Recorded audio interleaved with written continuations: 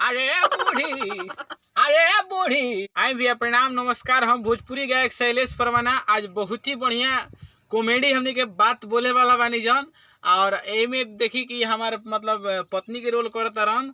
हम इनकर पति बनी मतलब मरद भातार जे भी करला। अब देखी कितना बढ़िया हमने के भाषा बोलते हैं। इसे वीडियो बना रही।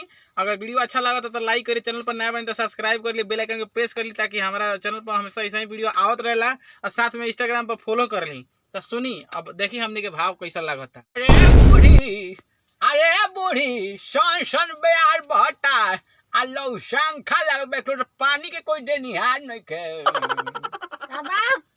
का चिल्लात कपार खाली खात रहली। अरे एक लोटा पानी मांगे तो तार कपार खाटानी हैं तो धीरे ना बोल सकनी।